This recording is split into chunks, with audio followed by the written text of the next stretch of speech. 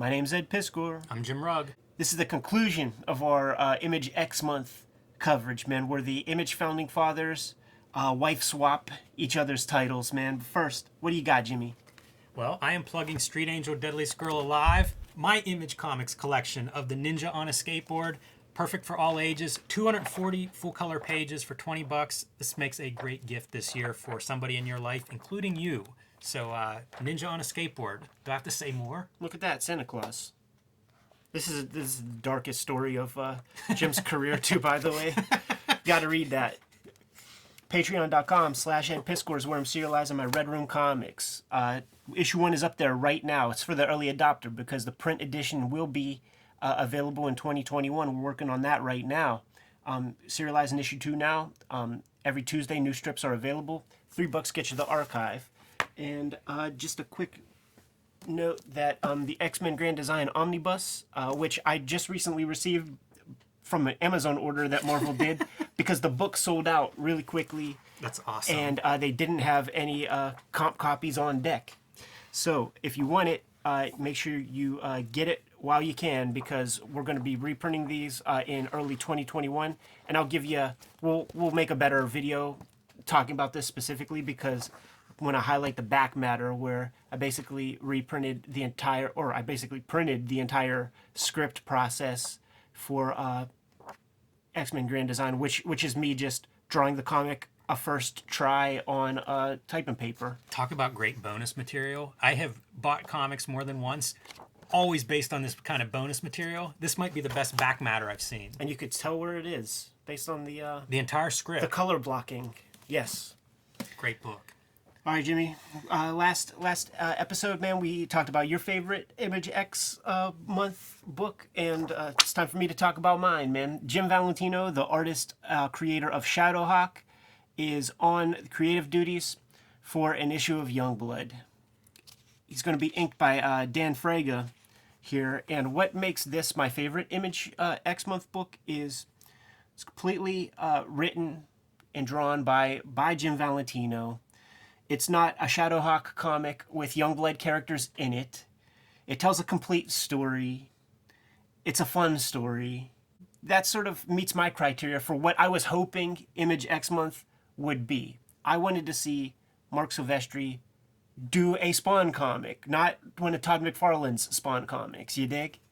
And I think Dan Fraga's inking approach on Silvestri is complimentary. Yeah, and also it's colored by Extreme Colors.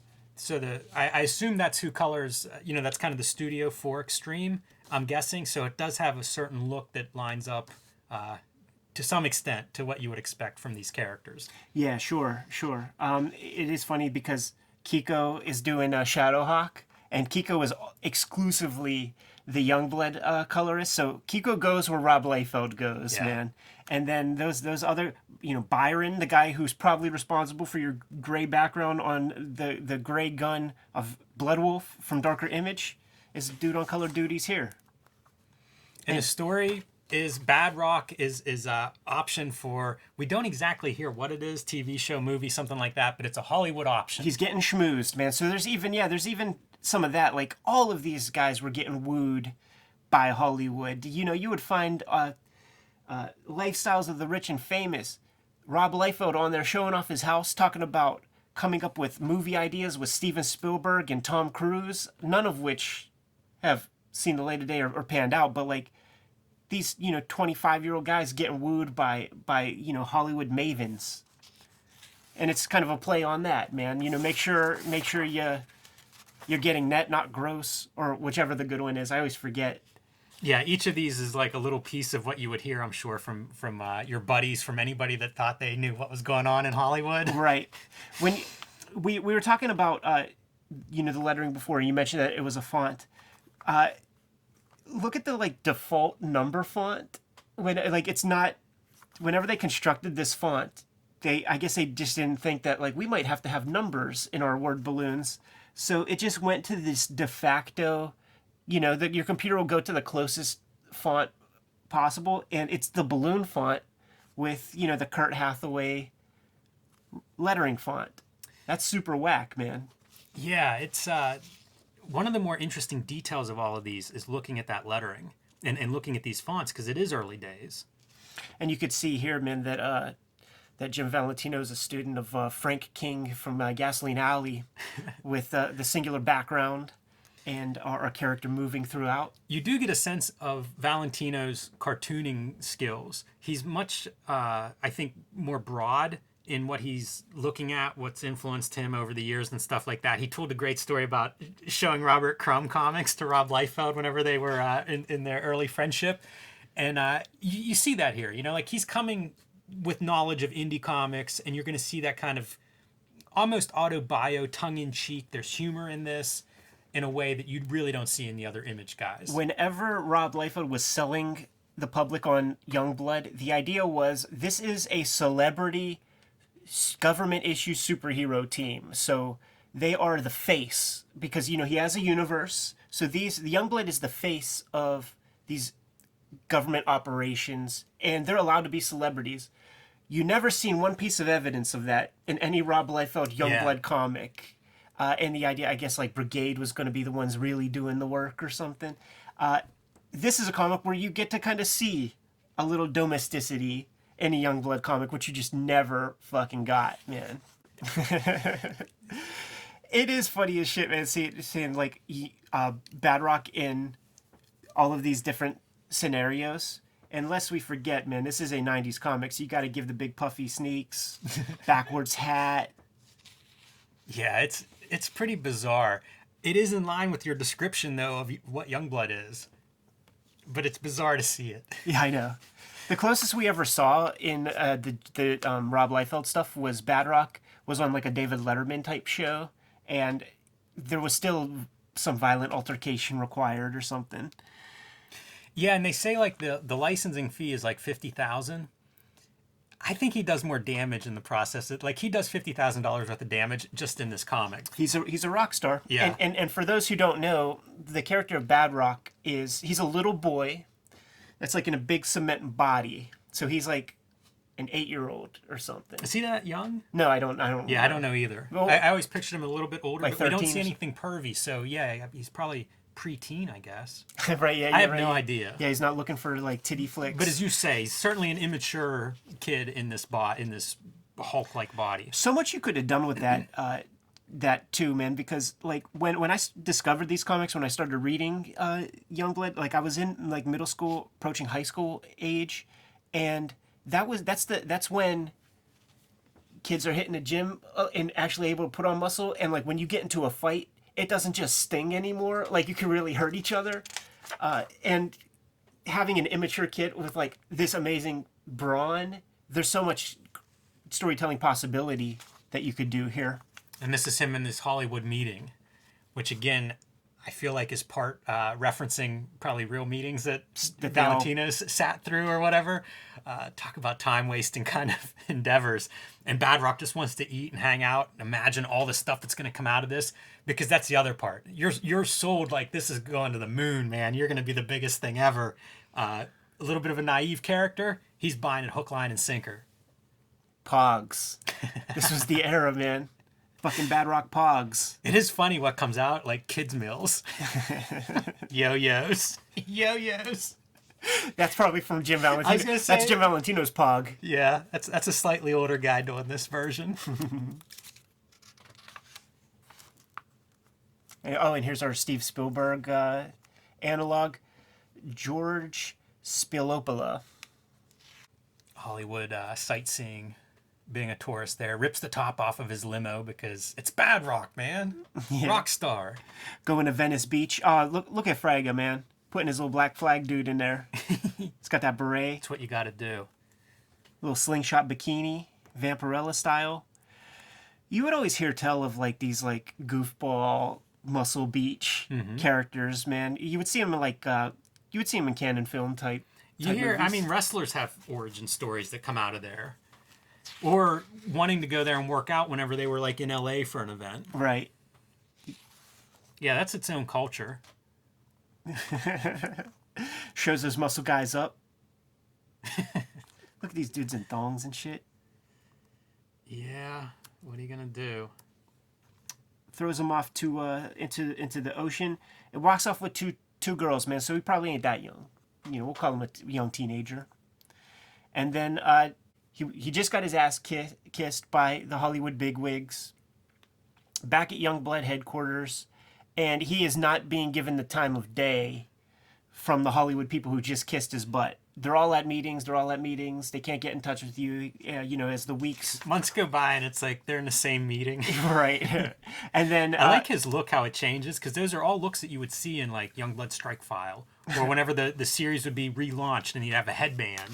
Right. It's like they kind of run through, like, these looks, and then, of course, plug the David Show Shadowhawk shirt. Yeah, dude, that's true, man. Like, whenever he's on David Letterman, he's wearing this exact outfit. Yeah, Valentino's doing his homework. I think this is the toy, This right? is the toy. We internalize this stuff too much, yeah, man. we shouldn't know that. We should know how to ink better or something, It's like man. we both failed the test of being humans. Replace some feathering skill with that neural capacity, man. So, meetings, and then, nope, he's on vacation. Slams the phone. TV guide, there's going to be the Badrock show. You signed your name on the dotted line. We can now do whatever we do. Is this a little Valentino-ish kind of guy? Like a little self-caricature? Maybe. He didn't have white hair or anything back then, but... Salt and pepper. Maybe. But yeah, it's the big debut, and man, he's dressed to the nines. And this is the shit that I can relate to, man. Look, Spider-Man's coming. Bringing all the heroes. Rip Claw just walking along in his weird outfit. Is that Shadowhawk walking in? Yeah. Valentino seemed like, of all the dudes, took a lot of pride in what Image was. In that, like, everybody showed up. Everybody had their characters and their books and stuff, because you'd see it in those ads where it's like, here's the list of all the roster. Right. It seemed like Valentino really recognized that this was something special, and so I feel like that's what this page is, like highlighting everybody's books and different characters. And Neil Gaiman, for some reason. Yeah. We'll have to do some videos on his Image Yeah, books. for sure. This always made me mad because I liked seeing all the characters there, but it's like, man, if Jim's gonna draw that shit, Byron, you gotta color them. Yeah, color that a little bit better. Even with the little note of George Perez, eat your heart out. Perez known for doing these super, like, every character in the Marvel or DC universe in the crossover books. Pay it off a little, man.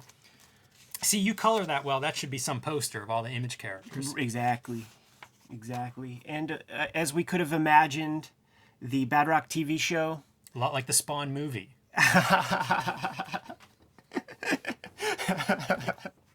That's perfect, man.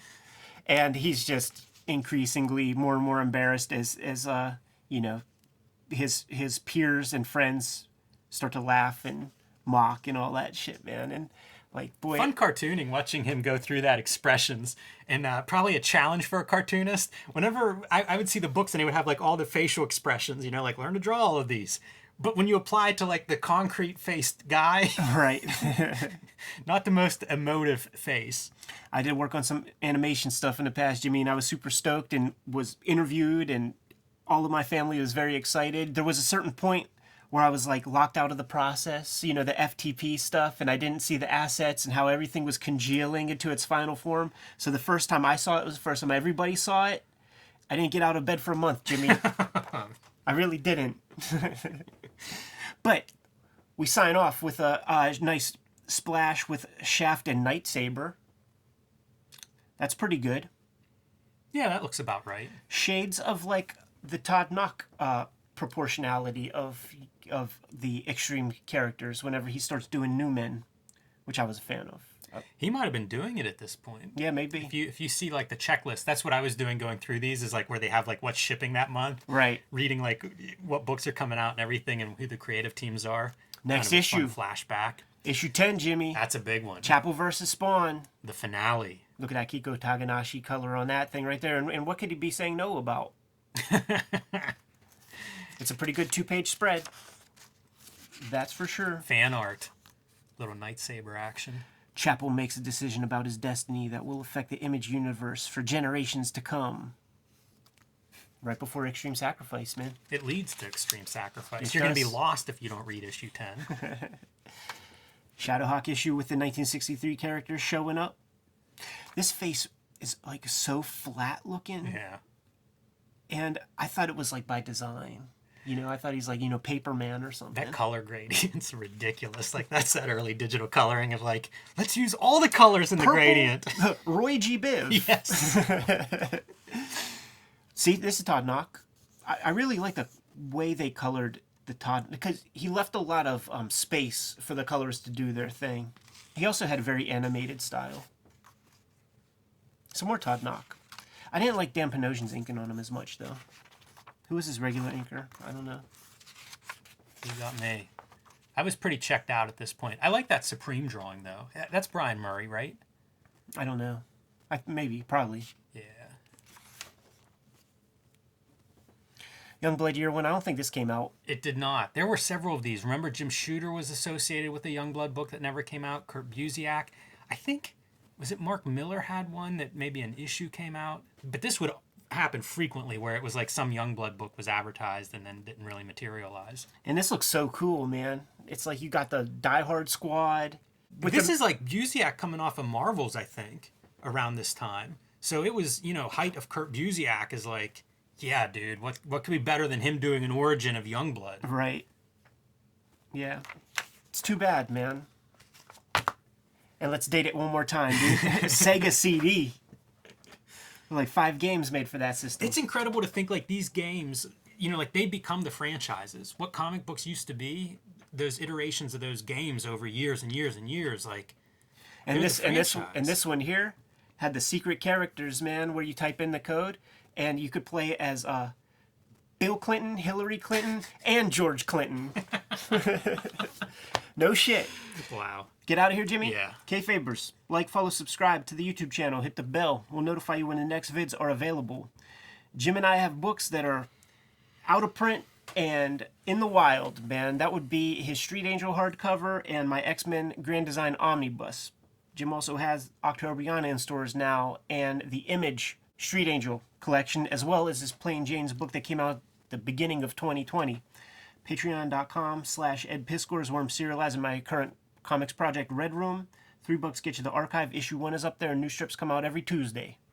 You can subscribe to the Cartoonist Kayfabe e-newsletter at the links below this video to keep up with everything we're doing. You can find Cartoonist Kayfabe merchandise and t-shirts at the links below this video, and you can find all of our social media links individually and Cartoonist Kayfabe at the links below this video. One more set of marching orders, Jimmy, and we'll bounce. Read more comics.